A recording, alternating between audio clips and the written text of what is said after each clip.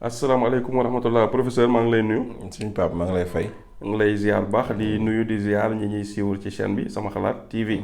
professeur nag bii xam naa semaine passée ñëwoon nañ ci ndox mu tàng sangoo ndox mu tàng si jamonoy seddaay bi njariñ yi mu am comprendre nga bi ci gën a xorom mooy neewoon nga ne tax nit ñi sawar a sang léegi nag xam naa bi moom bi may waaj a laaj bi contraire c'est le contraire. voilà léegi nag professeur jamonoy seddaay wala même bu dul seddaay ngay sangoo ndox mais xam nga jamonoy seddaay la ndox mi di sedd dëgg. sedd waaw voilà jamonoy seddaay bi ndax baax na nit ki di sangoo ndox mu sedd noonu ndoxu ndaa voilà directement wax Pape ndox mu sedd baax na di sangoo mais nag c'est pas recommandé. C'est pas recommandé surtout période sedd. Parce que day indi mën na indi yenn feebar yi.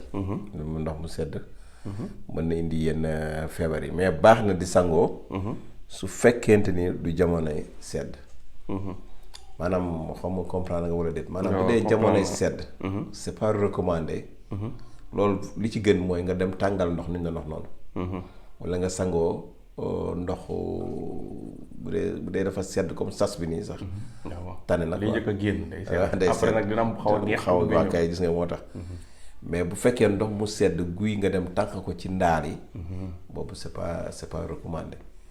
comprendre boo xoolee sax ñi koy sangoo am na ñu koy tàmm mais nag boo sax dañuy xëppoo rek dem seen yoon day sedd parce que même bu dee xale sax boo ko sedd da nga boo ko day def benn kii bi.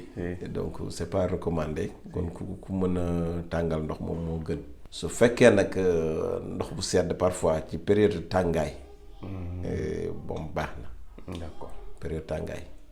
nga xam ni maanaam li ma bëgg a wax mooy. état bi ndox mi toll. contraire bi le climat bi di nekk. waaw maanaam bu dee jamonoy seddaay. nga xam ne climat bi dafa sedd. am ndox bu tàng moo gën. su fekkee climat bi dafa tàng. am ndox mu sedd bi exemple mooy gën gis nga. d'accord kon ndox mu sedd. dina am njariñ. mais fu tàngaay ñëwee lay amee njariñ. sangoo ko. d'accord parce que foofu boo jëlee ndox mu tàng sax du équivaut ak. du neex. waaw léegi nag ndox moomu nag bu fekkee nag période boobu la nga sangoo ko ndox mu sedd boobu day am vertu. day faj. exemple tey li la koy wan. mooy booy seetaan match. gis nga nit bu defee choc wala dara. benn joueur dañuy am na foo xam ne dañuy jël glace. waaw tegal ko ci. si dañuy jël glace ndox mu sedd la. waaw c'est de l'eau glace. ndox la boo xamante ni dañ ko dugal ci frigo. ba mu egg yenn degré yi. donc mu transformé mu nekk glace. comme xeer la. waaw kay gis nga boo ko bàyyiwaatee. tegaat ko fii ba mu yàggaat. day fusé état liquide. donc l'eau se transforme en solide et en liquide comme ni noonu état solide état liquide. donc day nekkaat ndox. comprendre donc léegi nag période boobu ñu la wax ni la ndox sangoo fi ndox mu sedd baax na. loolu day baax ci yaram. day dindi douleur. yenn métti yëpp da koy dindi douleur. man moom tàmm naa ko ba nga xamante ni exemple. su ma yeewoo fajar moom. bu dee période tàngaay su ma yeewoo fajar moom sangoo ndox mu sedd moom may gënal. donc parce que am na boo sanguwul sax am na ñoo xam ne bu ñu sanguwul rek. seen yaram du firi. ngay tàyyal des fois yaram bi day fas. effectivement waaw gis nga. donc kon ndox moomu ngay gis rek baax na ci. donc da ciy baax tamit day indi tamit les douleurs articulaires yooyu parfois tamit. maanaam bu fekkee articulation yi ñooy métti ak yooyu. ndox bu sedd boobu da ciy baax. donc day dindi fatiguement. bi ñu doon wax sànq. moom it da ciy baax. mais tamit ndox boobu day rafetal. deru yaram peau. li ñuy wax peau. deru yaram yow boo koy utiliser ci ndox moomu. daf koy rataxal. da lay jox peau boo xam ni. peau éclatante la.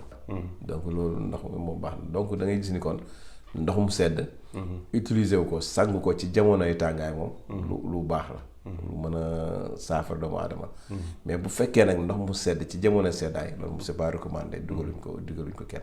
c'est pour mu leer quoi incha allah. d'accord loolu yaakaar naa leer na kon. moo kay. nit ñi kon li gën mooy ñuy sangoo ndox mu jamonoy seddaay ñu sangoo ndox mu tàng. mu tàng waaw kay. moo gën doonte ndox mu sedd baax na mais ci ay période. ci ay période mu kay waaw période tàngaay. waaw baax na kon professeur loolu ñu ngi lay siy remercier.